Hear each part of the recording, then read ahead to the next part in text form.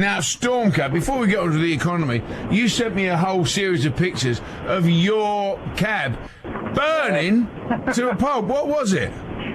Well, we don't know, George. Apparently, when I got the cab there towed over to the place where I bought it, they said, the manager of the place said that 15 others, I said, well, this will be a warning to other TX4 owners. Apparently 15 others have gone up in flames, and they don't know what it is.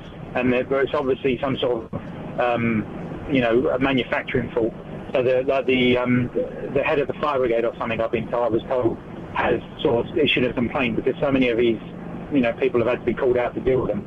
And the insurance companies are getting angry as well because they're having to fork out like 30,000 for the market value because they're brand new. I mean, this could be a real big story. If is it the TX4s? Yeah. If the TX4s have got a problem like that, what happens when there's suddenly a disabled mother with a load of luggage and 2 young children, and a cab catches fire? We could see something horrendous happen here, couldn't we? And then suddenly he cuts off. Ollie, do you know what? There could be a major conspiracy going on here. I tell you what, Stormcab, he's gone. Right, let me read some of these. Simon says, the bailing out of Northern Rock and other banks ensures that there is still confidence in the financial system. Maybe. Is he back? Right. We thought, what I thought conspiracy. As soon as I said we could have a problem here, you was cut off by the taxi master. Buckingham Palace Road, Buckingham Palace has got some sort of a device outside that cuts phone signals. Is that right? I'm just going past it. I don't know, I'm just guessing, because every time you go by, it's got a really bad signal. Okay. No, but I'd say warn other TX4 drivers, because I had my MP3 player on my dashboard, my money out, my camera bag, obviously full of equipment. Yeah. And I had the forethought to sort of grab it all, put it in the bag, and put it out of the car. But I forgot I'd taken my camcorder out, and it was left down the side. So my camcorder I make my films with has gone up as well. But I'd say to anybody, have all of your possessions in an easy-to-grab place. I'm not putting a panic, but 15 cars, I would ring up and make some inquiries to where you bought it and to LTI, just for any advice I can give other TX4 owners. Okay, and these are all new TX4s? Well, TX4s are literally only about 2 years old. The first one only came out less than 2 years ago, which I only bought mine a month after it came out. So I've had it for 2 years, and I've still sort of got three years of finance left on it. So that's more complications to go through as well, trying to claim all that back. And right now I'm renting a cab to work. So I'm at the moment, until the insurance pays out, I'm renting £200 a week for a cab, plus paying £724 a month for one that's burnt out and I can't drive. Okay, right. Leave that with me. Right, the economy. Now, cab drivers, black cab drivers, are sometimes seen as a barometer of what's going on in, in the financial world. As they always say, the knowledge boys. Have you ever heard that one? What's that? The knowledge boys pull up and say, "Oh, can you give us a hand? Oh, you want to give up the knowledge, mate? The game's dead." They've been saying that for God knows how many years. Yeah, and you never see a cab driver that says, "Oh, it's great out there." They always say it's like the Wild West. It's just like tumbleweed going across. It's the same as market stall traders. Terrible. It's been terrible for weeks now. And they pull out a wad of notes about 25 grand. Anyway, how are you seeing it? Well, it is being effective, but in the sense that I've noticed that I come in from Kent and I always stop at Canary Wharf, for trying to get a job going west. And several months ago, I could be guaranteed at least 4 nights of the 6 I work, I would get a job going somewhere between either Wapping or all the way over to, say, Fulham or something far over that way. Now I'll be lucky if I get a job twice a week there. But the work in sort of town hasn't changed very much. But the sort of city work, the Canary Wharf work, has definitely dipped. So, I mean, my view would be that people have still got money. All that money that we're in debt with, well, the banks are in debt, the country's in debt with, all that money has been spent somewhere. It's in people's pockets. It's in the public's pockets. That money didn't just go up in smoke. It does exist somewhere. People have it. They have it saved up. People who bought places for, bought houses for 100 grand 20 years ago, or then sold them for 800 grand or something like that. This is all money that has been built. I know a lot of people that have done well out of housing, not doing it for a living, but have sold something they bought just for the sake of living in, and then they sold it and made good money, put some money away, 50 grand, 60 grand and then bought something else with the proceeds. And there is money out there. It's not just suddenly going to die. I think that's one of the problems is when you spur panic like this, everybody's got to be spending. I'm not talking about go out and buy an iPod, go out and use cabs. So don't stop going out to the restaurants. Don't stop going out to the cinema. Don't stop going out and buying clothes. Just do it. Don't go nuts. Don't go crazy. Don't be borrowing money or spending money you don't have. The economy's somebody's got to spend money for you to earn it. So I think we've all got to keep spending, not panic. Because if people panic, it puts a hole in it and makes it even worse. So, but how is it, but the fact is that there seems to be room to panic when you suddenly see these massive institutions going down, which the Lehman Brothers, that doesn't bother me. Yes, I've got nothing to do with it, except for the fact... Yeah, me too, me neither. But... They probably finance many other organisations that are going to feel the pinch that you and I and everybody else are directly related to. For instance, I don't know this, but just let's speculate for a minute. What about if the water companies in this country are, their finances are inextricably linked with the Lehman Brothers, and so therefore the water industry in this country, which is a foreign-owned thing, it's an investment, suddenly starts to feel the pinch, and they start laying people off, and before you know it, the water in this country isn't safe to drink. That's going to cause a massive problem, and it's the sort of thing that maybe won't happen, but you can't rule out.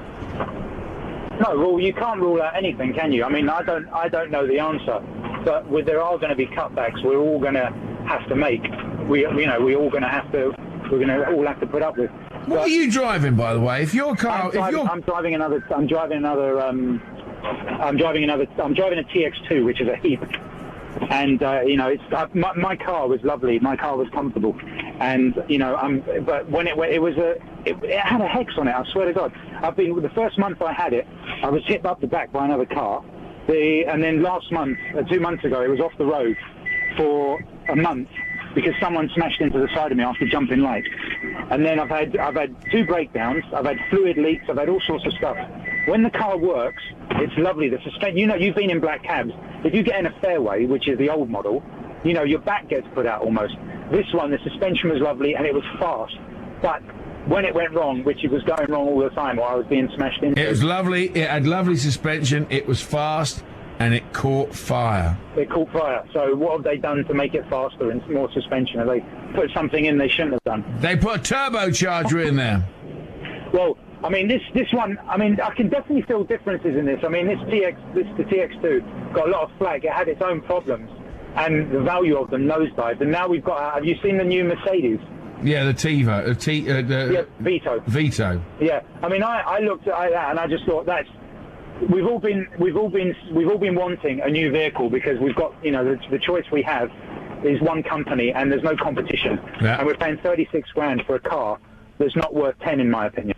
And when the Mercedes came out, we were like, oh, that sounds good. But when you see it, they've not even made any attempt to make it look like a black cab, to keep the iconic look of the black cab. They've just turned it into a van.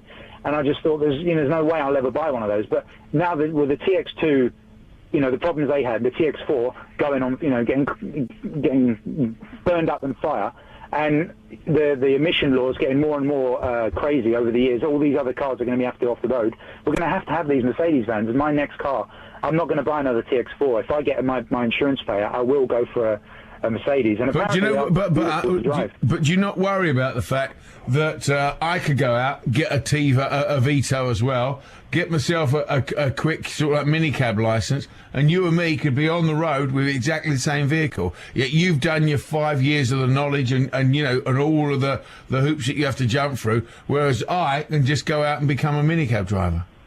Same vehicle. But minicab drivers, the vehicle you drive doesn't make. I would say from going from the fairway that I had, which was some cheap old thing, I could have bought flat, completely for about 4,000 to my 36 grand TX4. I didn't notice any difference in the tips or any difference in people. Some people might have said, oh, that was a bit rough, but there's no difference. People want convenience and they want to get home and they're just happy to get home. Minicabs, even the biggest one, which is that, am I allowed to say the name? Yeah. Well, Addison Lee, they've got God knows how many, 500 or 600 vehicles. And my sister works for a production company in off of Goode Street, and she says she uses them. She says they're absolutely rubbish. There are other, minicab firms, but every minicab firm I work for. Although I know someone who uses Addison Lee's taxi bikes, and they say it's the greatest service in the world. They can get right across London in about 15 minutes. Yeah, I mean, there's lots of people that do the bikes, Virgin, but Addison Lee have got deliveries, they've got courier bits, and they're massive.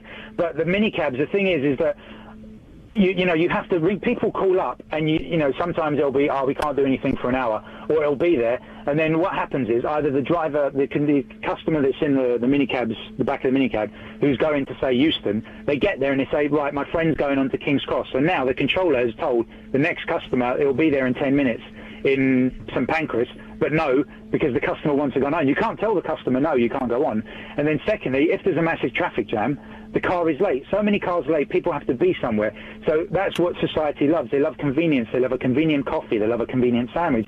They love a convenient sausage roll. They love convenience, and that's what we pay for. In a city that moves fast, black cabs will never be beaten. The illegal minicabs, no problem to us, because they overquote. I'm constantly getting people in my car saying, to Waterloo, which I charge about £8 for from the West End, they'll go, that minicab wanted to charge us 15 quid, 20 quid. Fine, it's no bother to us then, because nobody's going to use them. They're too expensive. We are the best form of transport, for convenience. And okay, advert over. How's business, though? Well, it's the same. I'm not going to say this is what we do. We say the game's dead.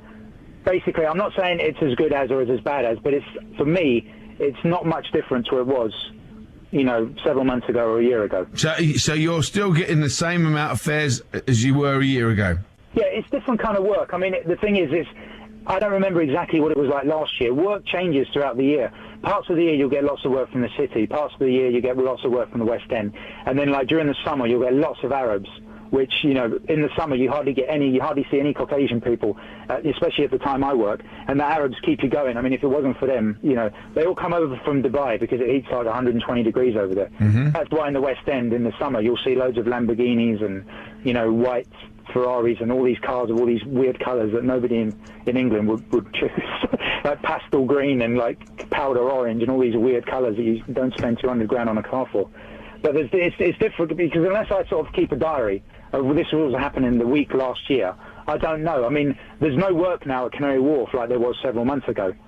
So the work has sort of shifted. People are still sort of spending money in town. But Canary Wharf, I have to drive into town now, sort of 3 nights a week without a job, whereas before I might get a job 4 or 5 times a week into town to get me started. So it's a shift of work, but I don't know. I can't tell you what it's like in the daytime, because I do nights, so I don't know if nights are affected differently. Daytime, I don't know. You'd have to speak to some day drivers, and and so, I mean, they all sit at ranks, millions of them. I don't know how they cope in the day. Yeah, I can tell you what they cope, and here we go, Stormcab. My final word is, I can tell you how they cope. They like to sit there and moan. That's what they do. They sit there in their ranks and they moan at each other, and then they get hoisted out of their cabs because they can't get out because they're so fat, and then they get pushed into a green hut, and then they have another big fat dinner and 7 donuts, and then they have to get winched out of that, pushed back in their cab, and then they can sit there on another rank and they can moan. That's what they do. Right, you are tuned to BBC London 94.9. Ollie, I think this is a big story. I'm going to have to give this to who is it? Is it Abby on Newsed today? Is it Abby on Newsed? Is it David Friend? Do you reckon it's David Friend? Right, okay. And if it's David Friend, I want his head on a spike. I think we've got a story here that we could break. Although, having said that, Bill Buckley might do it, and he actually might incorporate taxis catching fire and being able to cook a nice fish mignon on the flames. You never can tell.